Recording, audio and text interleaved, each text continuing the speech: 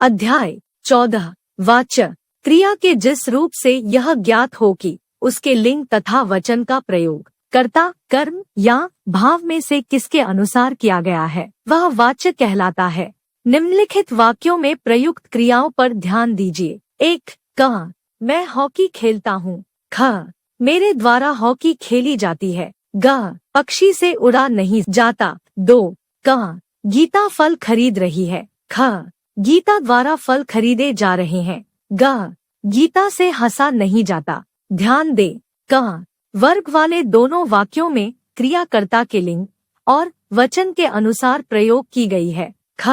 वर्ग वाले वाक्यों में क्रिया कर्म के लिंग व वचन के अनुसार प्रयोग की गई है। ग. वर्ग वाले वाक्यों को क्रियाएं कर्ता के लिंग वचन के अनुसार नहीं प्रयोग की गई है। ये सभी क्रियाएं भाव के अनुसार प्रयोग की गई है। क्रियाओं के इसी विधान को वाच्य कहा जाता है। वाच्य के भेद 1. कर्तृवाच्य 2. कर्मवाच्य 3. भाववाच्य 1. कर्तृवाच्य इस प्रकार के वाक्यों में क्रिया को करने वाला कर्ता प्रधान होता है और उसी के अनुसार क्रिया चलती है। जैसे गणेश सो रहा है, शारदा पुस्तक पढ़ रही है, मैंने दूध पी लिया है, लड़कियां सेब खाती है।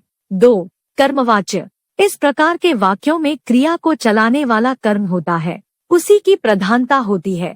कभी कभी तो कर्ता का लोभ भी हो जाता है। जैसे मुझसे किताब नहीं पढ़ी जाती, मुझसे ग्रंथ नहीं लिखा जाता। यह उपन्यास प्रेमचंद द्वारा लिखा गया है। बाहर का दरवाजा नहीं खुलता। इन वाक्यों में किताब, ग्रंथ, उपन्यास, दरवाजा कर्म है और उन्हीं की प्रधानता है। क्रिया उन्हीं के अनुसार चल रही है। 3. भाववाच्य इस प्रकार के वाक्यों में कर्ता और कर्म दोनों अप्रधान होते हैं। क्रिया भाव के अनुसार चलती है। भाववाच्य केवल अकर्मक क्रिया का रूप होता है। जैसे मुझसे चला नहीं जाता, यहाँ सोया नहीं जाता, लड़की से खड़ा नहीं हुआ जाता, मुझसे लड़ाई नहीं की जाती। ध्यान दे। क. कर्मवाच्य और भाववाच्य के जिन वाक्यों में कर्ता के बाद से का प्रयोग होता है वहाँ कर्ता के सामर्थ्य का भाव रहता है। ऐसे वाक्य प्रायः नकारात्मक होते हैं, सकारात्मक नहीं। अतः मुझसे कपड़े नहीं धोए जाते और मुझसे चला नहीं जाता जैसे वाक्य प्रचलित है। ख. कर्मवाच्य में सामान्यतः क्रिया के करने वाले व्यक्ति का संकेत आवश्यक नहीं होता। जैसे केरल में मछली खाई जाती है, यहाँ हिंदी बोली जाती है। ग. भाववाच्य केवल अकर्मक क्रियाओं के साथ ही संभव है क्योंकि इसमें कर्म की स्थिति नहीं होती।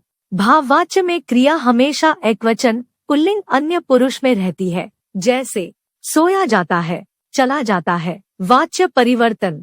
क. कर्तृवाच्य से कर्मवाच्य बनाना कर्ता के साथ से, द्वारा, के द्वारा जोड़ा जाता है। लिंग वचन कर्म के अनुसार कर दिया जाता है। उदाहरण: कर्तृवाच्य कर्मवाच्य 1. माली पौधे लगाता है, माली द्वारा पौधे लगाए जाते हैं। 2. सविता पुस्तक पढ़ती है, सविता द्वारा पुस्तक पढ़ी जाती है। 3. धोबी चादर धोता है, धोबी द्वारा चादर धोई जाती है। ख. कर्तृवाच्य से भाववाच्य बनाना कर्ता के साथ से जोड़ा जाता है। भाववाच्य की क्रिया का प्रयोग एकवचन और अन्य पुरुष में किया जाता है। भाववाच्य का प्रयोग ज्यादातर निषेधात्मक वाक्यों में किया जाता है। क्रिया को सामान्य भूतकाल में बदल दिया जाता है और काल के अनुसार जाना क्रिया का रूप जोड़ दिया जाता है।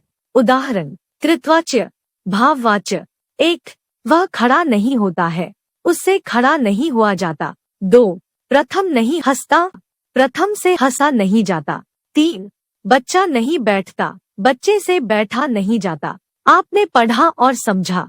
उस रूप रचना को वाच्य कहते हैं, जिससे यह पता चलता है कि क्रिया को मूल रूप से चलाने वाला कर्ता है, कर्म है या भाव है। वाच्य के 3 भेद है: कृतवाच्य, कर्मवाच्य और भाववाच्य।